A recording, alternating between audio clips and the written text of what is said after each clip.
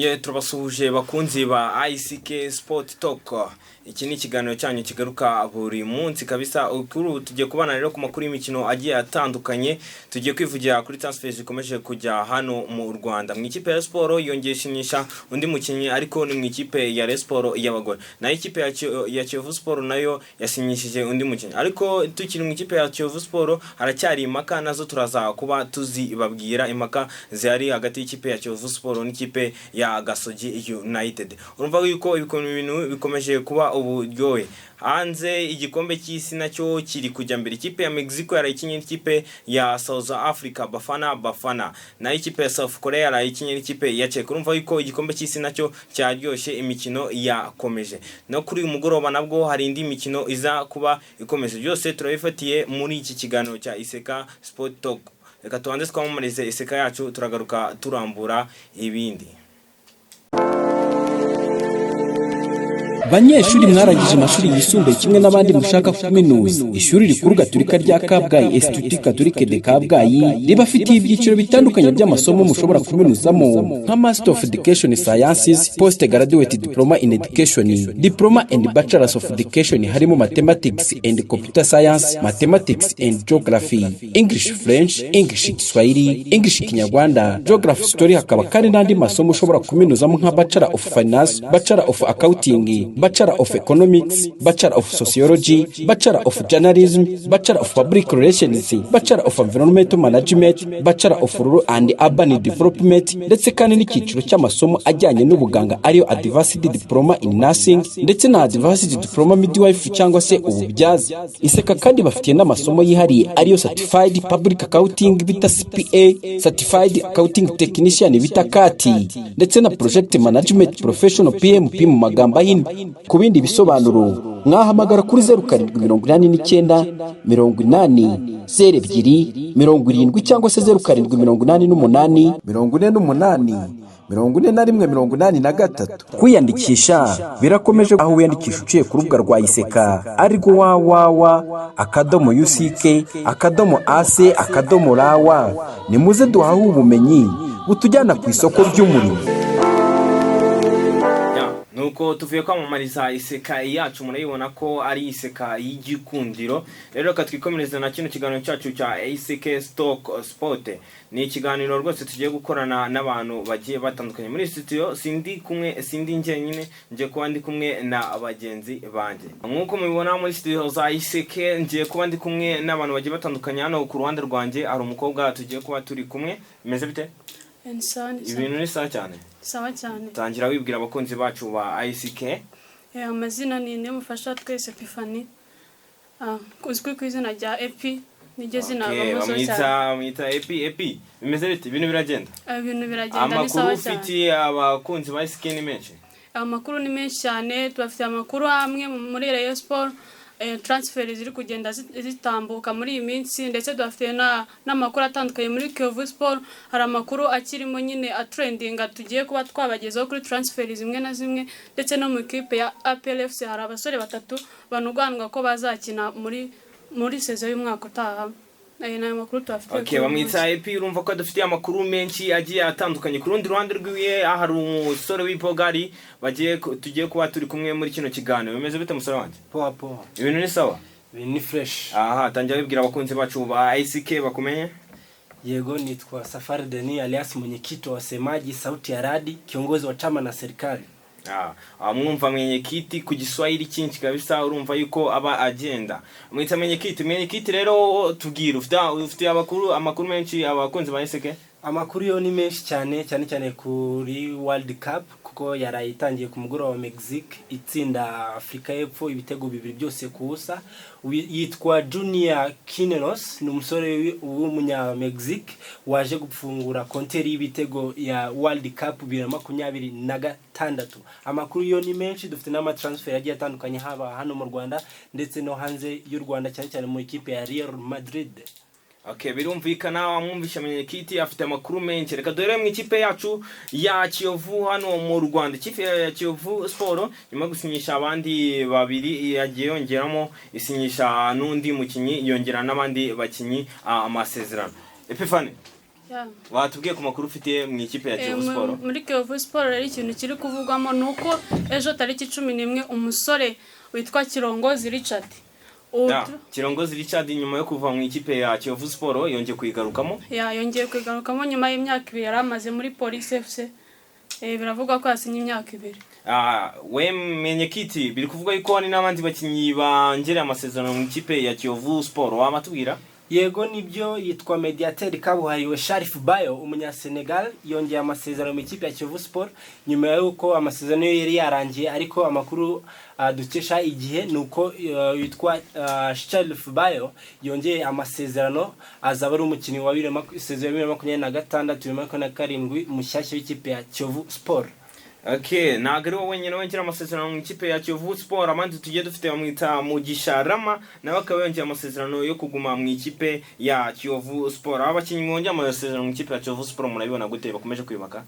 Nje ko mbibona ibi ni byiza cyane kuko nk'umukinyi uba amaze igihe mu ikipe abagomba kuba yakongera amasezerano kugira ngo akomeze gufasha equipe kuzamuka, ko hari nka performance abagaragaza umupira mbega ababizi neza ayimenyereye babigomba kuba byaba byiza yongera amasezerano mu gihe abona bikunda. Birumvikana cyane, hari kamara makiri kuvugwa hagati y'ikipe ya Kiyovu n'ikipe ya Gasogi. Kenesi yamaze kuba atangaza yuko umukinnyi Hakim Hamisi ikipe ya Kiyovu yamaze kuba yerekana, yavuze amagambo akomeye, mwabibonye? Yego.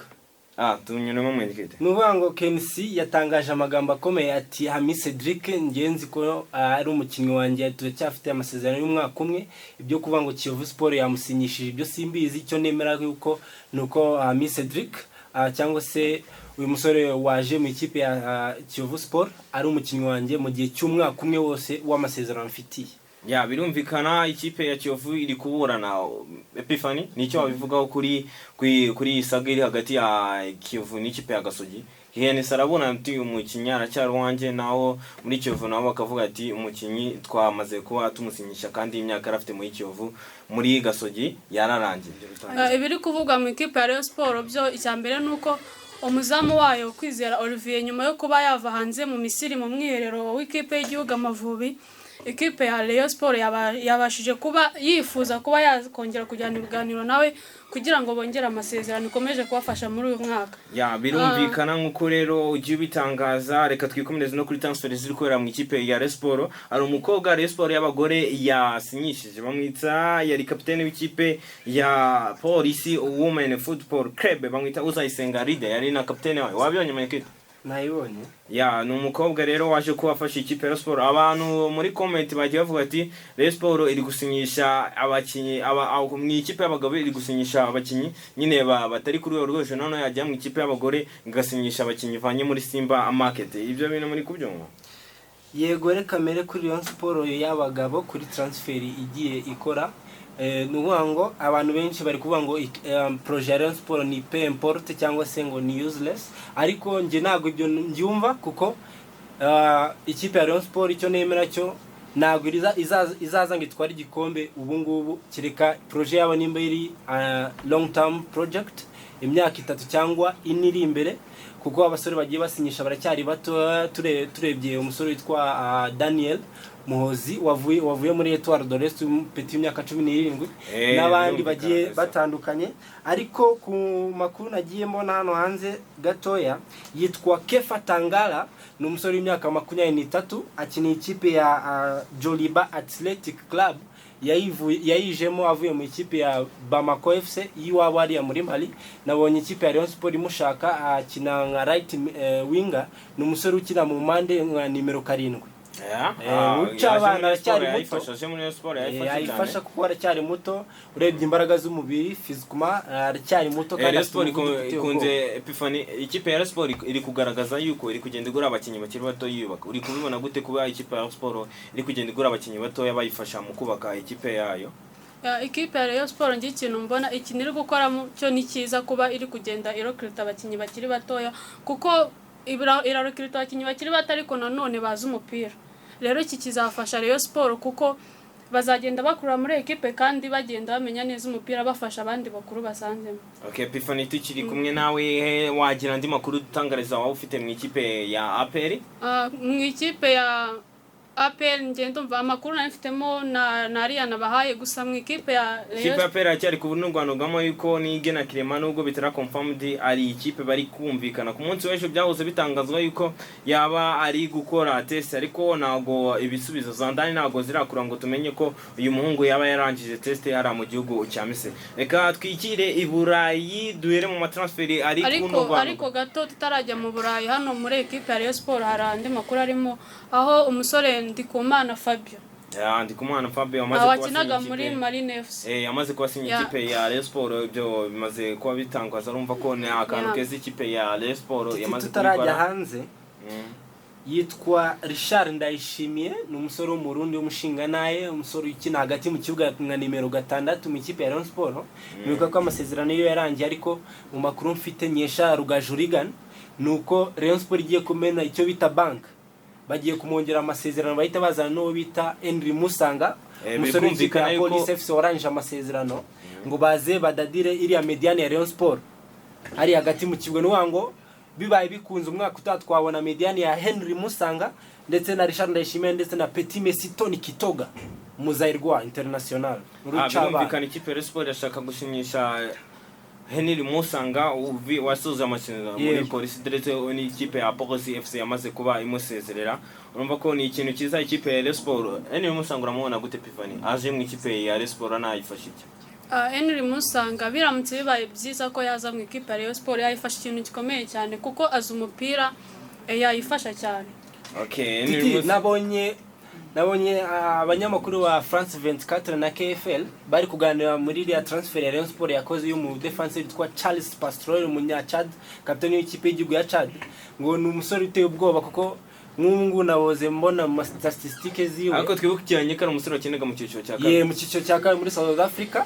Ni umusore wa metero 1 na santimetero 99 ni muremure physically ari amakuru nifite bivugwa yuko uramukinyi n'ubwo aje mu ikipe ya Sport ariko mu ikipe yaratagikina ntabwo yarakibona umwanya ubanzamo ariko nkuko twahoze uranari kinoza afashe ikipe ya Sport yego nkuko twahoze twubaka projet ya Rayon Sport iri kuzana abana bakiri bato rero nawe bivuga ko afite imyaka 24 azaza afashe Matumono uriya wavuye muri donc muri mu magaju baze bafatikanye ndetse baracyafite Rushema Chris ndetse bongeye amasezerano wita Ganisha Ijuru Ishimwe Eli ndetse na Emmanuel Kabange. Okay, ndumva ari byo gato rero katugaruke ko PLFC hari amakuru yandi arimo kuvugamo aho nk'umukinyi wakiniraga equipe ya Gicumbi FC Rubuguza Jean Pierre bivugwa ko umwaka utahana bashobora kuzaba yajya mu ikipe ya APR FC kuyikina. Ibyo dukomeze tubihanga amaso kuko ikipe ya APR nubwo yayisha amakuru kugira ngo uzamenye amakuru ari kuvuga mu ikipe ya APR FC biba bigoye kuko no ku mbuga nkoranyambaga zayo biba bigoye kugira ngo uzabone yabitangaje. Gusa ntabwo iratanya gutangaza transfer z'abakinnyi yagiye ikora deko bivugwa yuko hari abakinnyi benshi yamaze kuba isinyisha. Gusa ntabwo ikipe ya APR irabishyira official ku mugaragaro ngo ibe yakerekana abo bakinnyi. Ndumva nta kindi kiri kuvuga mu Rwanda. Yeah. Okay, reka twikomereze rero na transfer ziri Burayi menye ki turazibona gute Baita Hudebela Historia Inadamas Les Melengues Les Blancos Les Campeones iyo ni ikipe ya Real Madrid nabonye ishaka umusore witwa Bernardo Silva waza ari kapiteni w'ikipe ya Manchester City warangije amasezerano yuko yamaze kuba imusinyisha deal yamaze kuba ijya gongo yego nahoze neba muri IG ya Fabrizio Romano yari atarabikonfirma gusa amakuru mfite mu kigero cya 98% nuko afite igikombe cy'isi azaza agashyira umukono ku masezerano mu ikipe ya Real Madrid. Icyo mbona iriya mediani ikipe ya Real Madrid ifite Bernardo Silva ari numero 8 ifite n'umukinyi twavuga ko ari umukinyi ikipe ya Real Madrid yarikene kuko mu ikipe ya Real Madrid bafitemo abakinyi bakira abantu bareba Jude Bellingham ukareba Aridagura ugashyamo Chouameni ugashyamo Kamavinga wabonaga ko ari abakinyi bafite bari hasi mu myaka ariko Epifani urabona Bernardo Silva ari nk'umuntu mukuru aje guziba wenda ikiwo saziba ikiwo cya Toni Kroos neza ariko arasa nk'umuhagariye kuko niwe muntu mukuru je hariya muri mediani ikipe ya Madrid urabona azafasha ikipe ya Real Madrid ngende umva ko ikintu azafasha ikipe ya Real Madrid agiye kuziba icyuho kandi anabaza umupira azi umupira kamemu kuko kuba akina ikipe ya Portugal kandi avuye mu ikipe ya Manchester City. Ikipe ya Manchester City ntacyo atayikuremo, yatwayemo treble, yatwayemo ibikombe bigiye bitandukanye bya shampiyona. Ewana mwita Bernardo Silva rero umunyaportugal ko aherereye mu gihugu cya Amerika ari gufasha ikipe yiwe ya Portugal bazarebe ko bazatwara igikombe cy'isi. Rero twikomeje kuri transfer zindi ziri kuvugwa, bamwita Alexis Maxime. Bamwibuka mwenye kiti? Ndamwibuka. Yakinye mu ikipe nka Newcastle United. Kuri ubu rero agemaze kuba yajya mu ikipe ya Charlotte FC ahari mu gihugu cya Amerika. Yamaze kuba ayisinye. Ndumva izindi transferi zimaze kunwana ni nyinshi cyane ariko ebaneka undi twigiye ku gikombe cy'isi. Igikombe cy'isi cyabaye muri nojoro. Tukiri mu Burayi. Hari amakuru avuga ko Omar Umunyasomalia umusifuzi wari agiye gusifuza wangiye kwinjira mu gihugu cya Amerika kubera ibyangombwa ariko abantu bashinzwe hariya muri Amerika batangaje ngo byagenze gute FIFA. Yaje kuba yahabwa amahirwe yo kuzasifura muri UEFA Super Cup. Muri uriya mukino uzahuza Paris Saint-Germain ndetse na Aston Villa.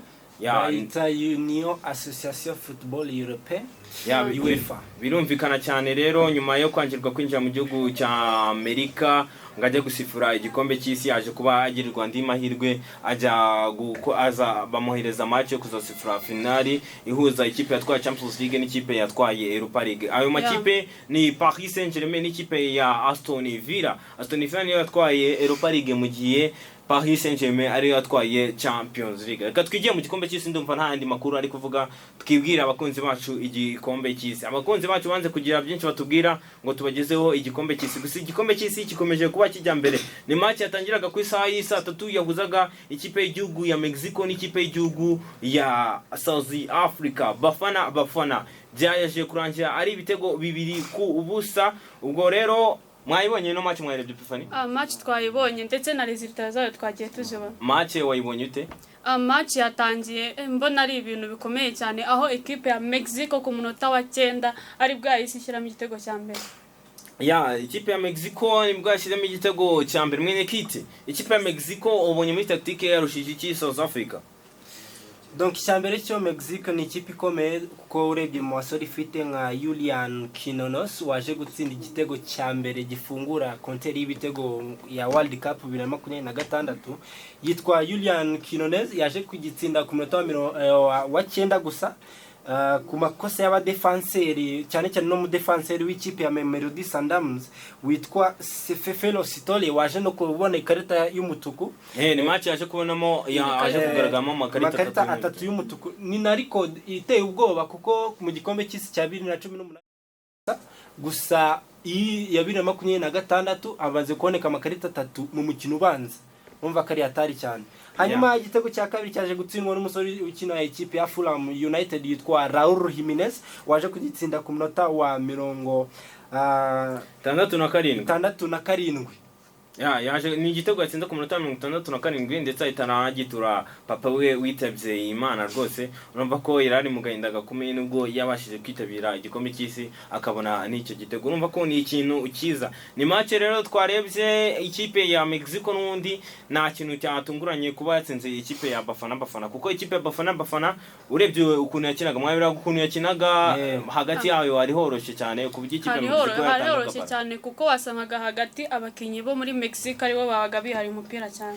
Ikipe ya Mexico yari yahari umupira iza gutsinda ikipe ya South Africa ibitego 2-0. Ni match yari komeye, ni match ya mbere yo mwitsinda rya A. Ni match rwose yabimburiye izindi. Ikipe y'igihugu ya Mexico itana amanota ya 3 mu gihe Bafana yo yasubinye. Ni match indi rero yabaga ku isaha zisa 10 mu rukerera mu gitondo cya kare. Ni match yahuzaga ikipe ya South Korea ya Hemingsan uza n'ikipe ya Czech ikinamo Thomas Suseke ukina ikipe ya West Ham amunutse mu cyiciro cya kabiri. Ira match yo mwayumvishe gute cyangwa Epiphany warebye match ko yabaye mu gitondo cya kare mu saa 10? Ira match yo ntabwo nagira ubuntu bwo kuba nayireba. Nakundi ni match yagendaga gusa ni utayireba wareba highlights ukareba uko zari zimeze kit numvishe ngo warebye iriya match. yego nibyo igice tubwire. cya mbere cyarangiye ari ubusa ku busa, amakipe yombi yatakana ubona ko ibitego biri buze kuboneka, ariko igice cya mbere kirangira ari ubusa ku busa. Gusa ku munota wa 59 yitwa Krejci, amazina ya Czech Republic agiye akomeraho gake gake, bamwita Krejci. Ku munota wa 59 yaje gutsinda igitego cya mbere cy'ikipe ya Czech Republic, ariko bidatinze witwa Inbeom ku munota wa 67 aza kucyishyura ndetse atanga na assist ku munota wa 80 ku witwa Yen Giu aza gutsinda igitego cya kabiri. Umukino urangira ari ibitego bibiri bya South Korea kuri kimwe cya Czech Republic. Birumvikana ikipe ya South Korea n'undi nayo byarangiye ibonye intsinzi ku bitego bibiri kuri kimwe. Ikipe ya South Korea uko nayirebye nje match nayirebye nabonaga ari ikipe yatangiye yataka cyane yarushije ikipe ya Czech, yarishije cyane. Wabibonye mu ikete? Nayibonye kuko no ku munota guhera ku munota wa mbere kugeza ku wa 15 ikipe ya South Korea yayirushije cyane, nubwo nabonye ikipe ya Czech yabanje igitego, kuko ikipe ya Czech n'abasore bari ariko mu ikipe ya South Korea n'abasore bakiri navuga ko ari bagufi, nago ari abasore bari hejuru bafite uburebure bwagije. Rero mu mupira n'undi banaze uvuye mu ruhande rw'iburyo bawunaze umukinyakozo w'umutwe, igitego cya mbere kiba kirinze. Gusa ikipe ya South Korea nayo niyaje gutinda, nubwo yabifashijwe n'umuhungu wabo Sam Heung-san wakiye mu ikipe ya Tottenham, waje kubahusha ibitego byinshi cyane kabisa. Yaje kubahusha ibitego byinshi, ariko n'ubundi birangiye ikipe yiwe ya South Korea itsinze ibitego bibiri kuri kimwe. Ari kindi wambwira kuri iyi match Epiphany? icyo nabonye kuko nagendeye ba resulta mu gitondo, nabonye ko ikipe ya South Korea yari ifite performance cyane kurusha iriya ekipe bari bahanganye, ko harimo abakinnyi beza ba performinga ndetse batwaraga umupira bafite umuvuduko. Menye kiti nta kintu watubwira kuri match ya South Korea n'ikipe ya Czech? Nta kintu navuga, ariko inkuru irimo nuko yitwa Gilberto Mora, ni umusore w'ikipe ya Mexico, niwe young player of the tournament kuko afite imyaka 17 gusa. Okay, katwikomereze ku izindi match ziza kuba ziba muri ino joro ku isaha y'isa 3. Ikipe y'igihugu ya Canada ya Alphonso Davies n'ubwo adahari iraza kubikina n'ikipe ya Bosnia. Ni match iza gutanya ku isaha y'isa 3. Canada murayibona gute ikina n'ikipe ya Bosnia? Anje ko ndimo kubona Canada na Bosnia, ikipe ya Canada rwose iraperforminga neza, ishobora kuza kurangira itsinze ikipe ya Bosnia. Okay, ni match yindi iza kuba muri iri joro. No match zindi za kuba zihari mu rukerera, harabari match iza guza ikipe ya USA n'ikipe ya Paraguay. USA iri wabo murayibona gute ikina n'ikipe USA iri wabo ifite umusore witwa Eric Christensen n'urucabana. Hano Amerika iraza kwigaragaza. Epiphany urayibona gute Amerika iri wabo ikina n'ikipe y'igihugu ya Paraguay? Amerika ndayiha amahirwe menshi cyane kuko Paraguay akenshi cyane ikipe iri wabo ikunze gutsinda. Rero ndabona ko Amerika ishobora kuza gutsinda ikipe ya Paraguay. Okay, nkuko hari indi match yindi iza kuba ihari ku munsi w'ejo ku isaha y'isa 3, match izabihuza ikipe y'igihugu ya Qatar n'ikipe y'igihugu y'Ubusuwisi. Switzerland murayibona gute iyo match y'igihugu ya match ya Qatar n'ikipe y'igihugu ya Switzerland? Yego, iyi match irakomeye, gusa icyo twabwira abadukurikiye nuko ikipe ya Switzerland cyangwa se Ubusuwisi ifite umukino witwa Embolo, azaba ari kwigaragaza kuri ino tsinda rya B, aho izahura na Qatar n'ucabana. Hano Swiss izatsinda hano n'ucabana. Epiphany urayibona gute match ya Qatar n'ikipe y'igihugu ya Switzerland? Nje sinzi impamvu ndi kumva amahirwe menshi ndi kwa ekipe ya Qatar, ko Qatar ndumva ishobora kuzatsinda ekipe ya Switzerland. Okay, Epiphany haya amahirwe ikipe y'igihugu ya Qatar kuba yatsinda mu gihe mwenye kiti ahaye ikipe y'igihugu ya Switzerland kuba yatsinda ikipe y'igihugu ya Qatar. Yo ni World Cup twinjiyemo kabisa, World Cup iryoshye ikomeje kuba uburyohe. Mbere yuko dusoza ikiganiro cyacu dore ko kigeze ku musozo, amasaha yagiye adutwara. Maere kuri mwenye kiti mu gikombe cy'isi rugufaniye ki? Nago ndi gufana ekipe, ago ndi gwa amahirwe former champion ikipe ya Argentine Arde Albiceleste ko izagera kuri final, ariko yahura n'ikipe ya France Le Bleu Le Coq n'ucabana witwa Ryan Cherki ndetse na Kylian Mbappe wakakeguka.